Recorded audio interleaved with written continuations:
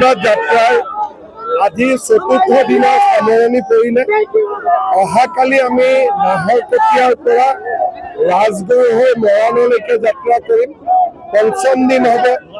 তাৰ পিছদিনা সৰু পথাৰৰ পৰা গোলাঘাট, তাৰ পিছদিনাখন তিনিচুকীয়া জিলাত আৰু ফাইনেলি বৰপেটা আৰু নলবাৰী জিলাত।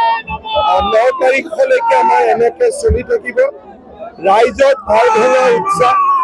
মই ৰাইজে যি ধৰণে আশীৰ্বাদ দিছে আমি ভাবিবই পৰা নাছিলোঁ। যাত্ৰা আৰম্ভ কৰোঁতে দিলীপ শইকীয়া আৰু মই যেতিয়া যাত্ৰা আৰম্ভ কৰিছিলোঁ আমি ভবা নাছিলোঁ যে ৰাইজ এনেকৈ ওলাই আহিব। এইটো অসমৰ ৰাজনৈতিক ইতিহাসত আগতে কেতিয়াও নোহোৱা এটা ঘটনা। অসমৰ ৰাইজক মই মোৰ কৃতজ্ঞতা জনাইছোঁ, ধন্যবাদ জনাইছোঁ। অনাগত দিনতো দিনে নিশাই ৰাইজৰ হৈ কাম কৰাৰ প্ৰতিশ্ৰুতি দিছোঁ।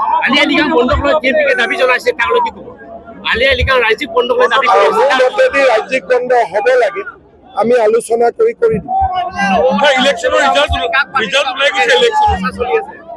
ৰিজাল্টটো আৰু ৰাইজে দিব, কিন্তু আশীৰ্বাদ পুৰা দিছে। ভোট দিয়া নিদিয়া পিছৰ কথা, আশীৰ্বাদ পুৰা দিছে। আলি আই লৃগাঙৰ ৰাজ্যিক বন্ধ হ'ব লাগে, মই কৰি আছোঁ ব্যৱস্থা। আসাম টক্স, আপোচবিহীন অসম কণ্ঠ।